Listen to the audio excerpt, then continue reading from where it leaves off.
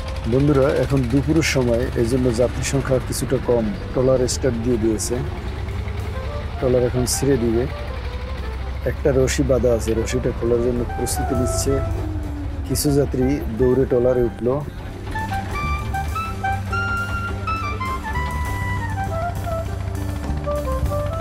বিপরীত পার থেকে যে ট্রলারটা ছেড়ে দিয়েছে সেটা অলরেডি আমাদের পার থেকে যে খেয়াটা ছাড়লো সেখানে চলে আসছে অলরেডি।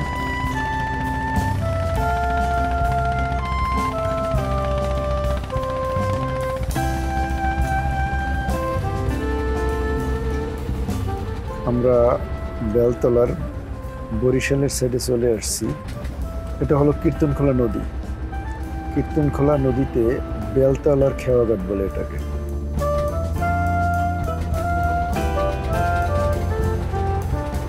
বেলতলার খেয়াঘাটে এখানে সুন্দরবনের ডকইয়ার্ড আছে। এই যে সুন্দরবন 11 লঞ্চটি, এই লঞ্চটি কিন্তু কয়েক বছর যাবত এখানে নোঙ্গর করা আছে। শুনেছি এই লঞ্চটি নাকি কেটে ফেলবে। ইতিমধ্যে আমাদের ট্রলারটি টার্মিনালে ঘাট দিয়ে দিল।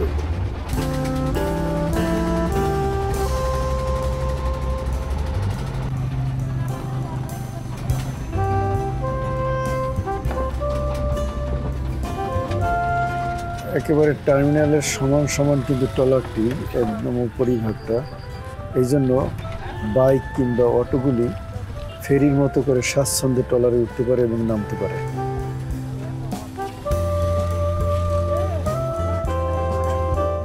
এখানে ফেরি ছাড়ার কোনো নির্দিষ্ট টাইম নেই। যখন ফেরিতে 2-1টা বা 3টা-4টা হয় তখনই ছেড়ে দেয়।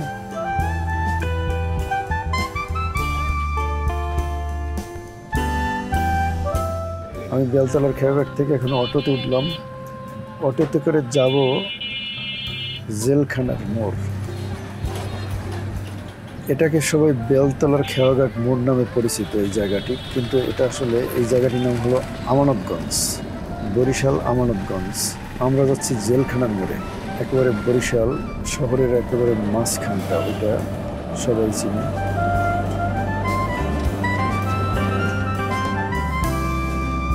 এখানে বাস সাইডে একটা পুকুর আছে, এই পুকুরের পাড়টা অনেক সুন্দর করেছে, এখানে পার্কের মতো একেবারে। এটাও আমানতগঞ্জের ভিতরেই।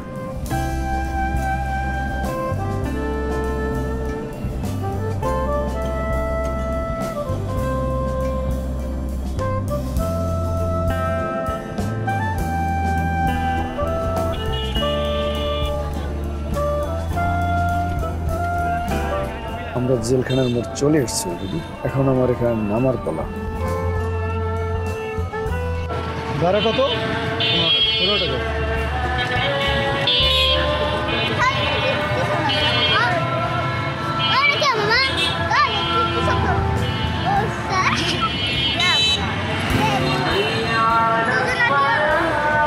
দুজনে ভাগ করে নেব, ঠিক আছে?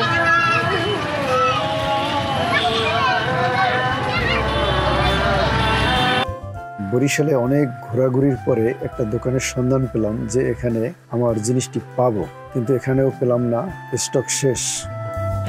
এই দোকান থেকে সেই দোকান, সেই দোকান থেকে এই দোকান, এই মার্কেট থেকে ওই মার্কেট খুঁজতেছি, এখন পর্যন্ত পাচ্ছি না, জানি না পাই কিনা। তাই অনেক ঘোরাঘুরির পরে আরেকটি দোকানের সন্ধান পেলাম। এটা যারা সাউন্ডের কাজ করে, যাদের মিক্সার আছে, সাউন্ডের কাজ করে, আমার পরিচিত একজন, ওনাকে ফোন দিলাম, তো এই দোকানের ঠিকানা বললো এখানে নাকি পাওয়া যাবে। আসলে এখানে আছে এই যে কেবলটি, এটা খুবই ভালো কেবল, উপরে ইনসুলেশনটি রাবার একেবারে। আরেকটি কেবল আছে অনেকটাই নর্মাল, এটার প্রাইসটা কম, 30 টাকা গজ চাইল উনি।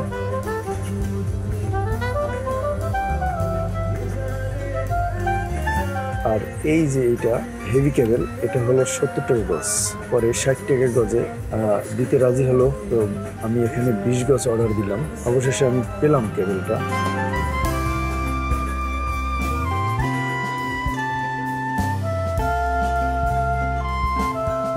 উনি 20 গজ কেবল ওনাদের স্টোর থেকে নিয়ে আসছে। এই যে কালারটি ভিন্ন, রেড কালার, আর যেটা দেখেছিলাম ব্লু কালারের আর কি। কালার যাই হোক, কেবল একই। আর দুটি মাথা, এই যে দেখুন, একটি মাথা ক্যামেরার সাইডে আর একটা মিক্সারে যাবে। তো বন্ধুরা, ভালো থাকেন, সুস্থ থাকেন। ভিডিওটি শেষ পর্যন্ত দেখার জন্য অনেক অনেক ধন্যবাদ।